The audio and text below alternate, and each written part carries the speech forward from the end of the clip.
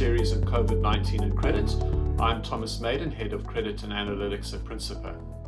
In this series, we'll be looking at how the COVID-19 crisis is affecting credit models across the life cycles and in different industries and different areas.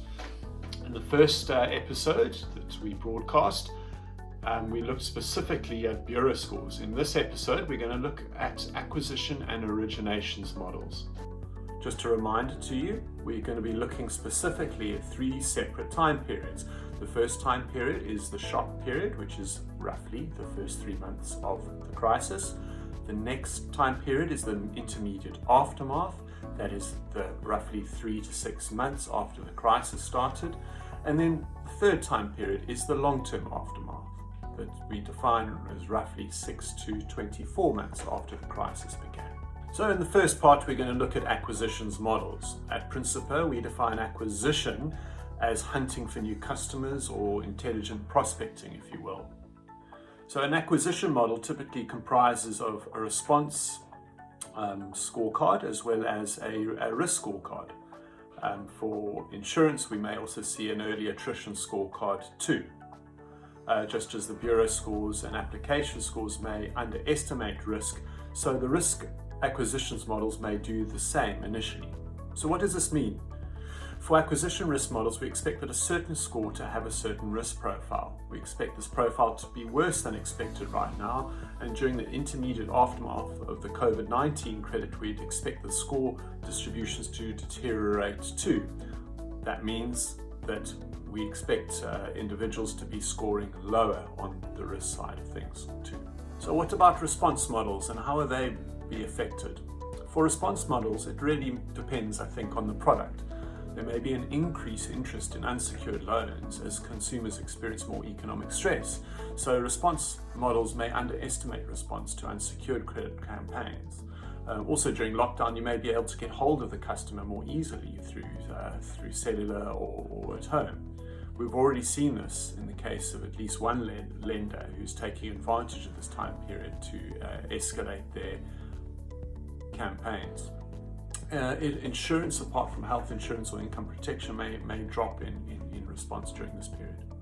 So what sort of actions should lenders take with their acquisitions models and the expected changes? Well, I think what we've been saying all along is that monitoring needs to increase. You need to monitor your models, you need to monitor the variables, and you need to monitor more regularly. Ultimately, both the risk and the response models will need to be recalibrated or preferably rebuilt at some stage with the new normal post-COVID-19. You should seriously consider omitting 2020 from your modelling sample too. So now we'll move on to the second part, and originations. So just as a distinction, acquisitions is the hunting for new customers, as I mentioned before. Originations we talk about as the onboarding of new customers. So application scorecards will also be affected by the COVID-19 crisis. Whilst demographic data may not change much, maybe income might change, but the score to odds relationship that we expect with demographic scorecards may indeed change. And the scorecards will ultimately need a downturn calibration. Self-employed individuals may be at higher risk than normal, understandably, and scorecards will likely flatten out, i.e. may not rank risk in the same way as expected. Therefore, aggressive risk-based pricing strategies may not be prudent, as the underlying risk at each score band or risk break may not be the same as previously expected. If you're not monitoring or only monitoring your scorecard biannually, then we'd recommend that you change that and make your monthly activity during this crisis a monitoring activity and address any aggressive risk-based pricing strategies. Another point to mention is channels. There's been a lot said recently about digital channels, and of course those lenders who have invested more in digital channels may see an upturn in applicants through digital channels where the applicant may have entered a branch previously. Understanding the risk profile of these applicants using digital channels will be critical, and so too will the impact of application fraud, which is different to perhaps some of the more analog channels. So let's dissect originations for 1 minute to understand where data is used and what the effect might be. The first thing is bureau scores, or scores using bureau data. Our previous blog looked specifically at how bureau scores may be affected by the economic and social upheaval of COVID-19. This looks specifically at the bureau score. Many lenders, however, utilize bureau data within their own score. Some of these fields will be more affected than others, and it's worth understanding what should be expected from each class of variable. So when it comes to purely demographic scorecards, as I said before, we'll see very little change to the population stability, but we will see likely a change to the score to odds relationship. Another area where data is used quite extensively in the originations process is in affordability assessment. Now, the National Credit Act and the National Credit Amendment Act have made the affordability assessment process fairly standardized across all lenders in South Africa. Similar legislation is in place in other countries too. What we do expect during this time is, with the strained income that applicants are experiencing right now, that we expect the declines based on affordability to increase over time.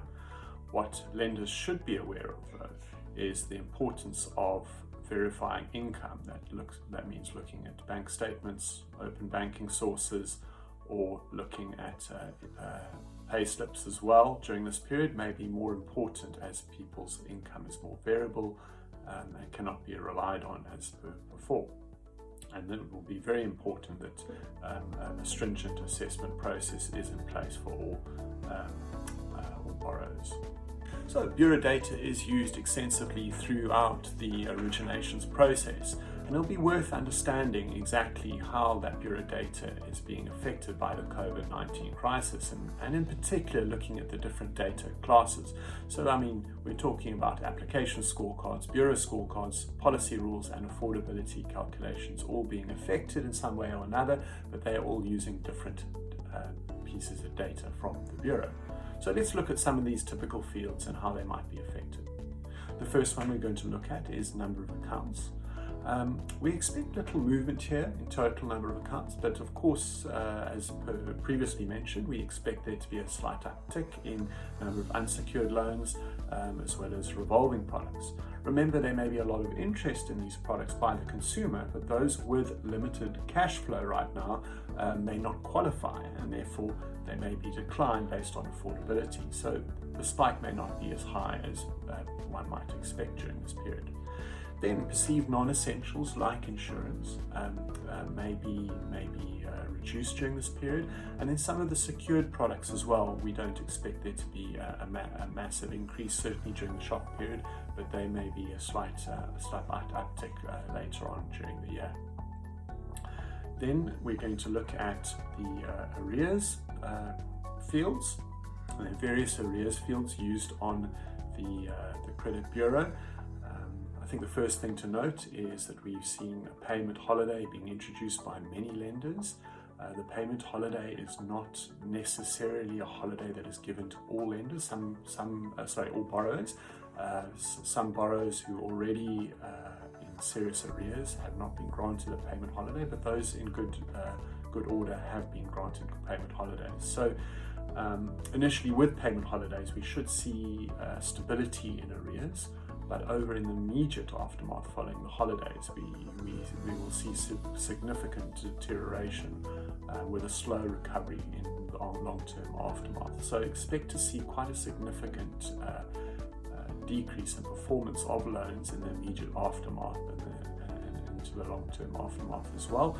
Arrears is used quite extensively in bureau scores and in application scores, and it's quite heavily weighted, so it will result in a decrease in overall score. The next field related to arrears is defaults. So ultimately defaults should increase. Remember that payment holidays may not be universal, as I said before. So some accounts already in serious arrears may not be granted payment holidays, and therefore they may roll into default in the short term.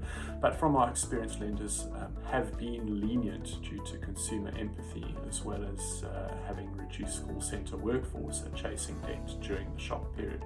So we expect to see certain accounts rolling into default, particularly in the immediate aftermath. When it comes to judgments, like With judgments, like defaults, they should eventually increase, particularly in the immediate aftermath, moving into the long-term aftermath. What is expected is a reduction in overall number of judgments during the shock and lockdown period in the first 3 months. What would be interesting, however, is to see whether the government steps in with another credit amnesty in the next 12 to 18 months, given everybody's worsening credit profile, and of course that will affect judgments definitely. Then inquiries. Now, this is not as widely used as it used to be within credit scorecards, but again, we reckon we should see some more unsecured and credit card inquiries over the short and interim periods.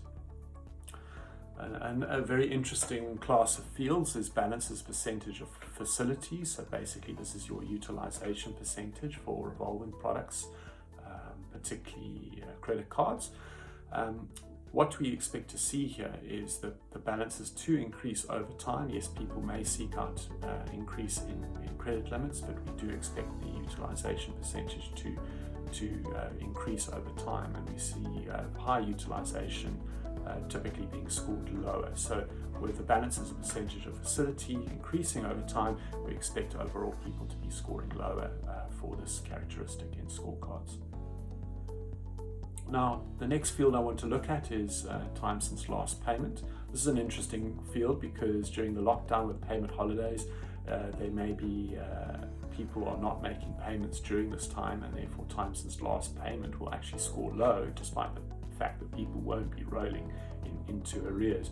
And then we'll see it improve in the immediate aftermath a little bit, but I think it will be strained amongst many lenders, and therefore people will score lower for this variable over time. Then the last field that we're going to look at is payment received divided by amount due. So if you perfect payer, you'll have 100% here, at least 100%, and then when you're strained, you are selecting which accounts you wish to pay, and that reduces. Highly strained customers will be making zero payments, and that will be 0%. So this is where we expect to see a significant drop in short and interim periods, and this variable class should certainly be tracked over time, and again, people will be scoring lower for this variable. So all in all, you can see that there is limited effect during the very short-term period. The immediate aftermath is where we expect to see quite significant drop in score and performance of variables, and then in the long term we expect to see a slight improvement despite it being a strained environment. So in summary, again, like we mentioned in the previous video, we would recommend that you closely monitor your portfolio, taking particular attention to the variable classes mentioned earlier. These will affect application scorecards, policy rules, and even affordability assessment. We recommend that a conservative approach be taken with respect to risk-based pricing, if you're using that in originations, even in credit limit management. And if you're dabbling in high risk buckets, it may be time to cut back on those. So thanks again for watching. Remember, you can subscribe to keep abreast of any new videos. We also have a newsletter that we send out roughly once a week, so you can subscribe to that by emailing us at info@principa.co.za. I'm Thomas Maiden, and thank you for listening. Until next time, goodbye.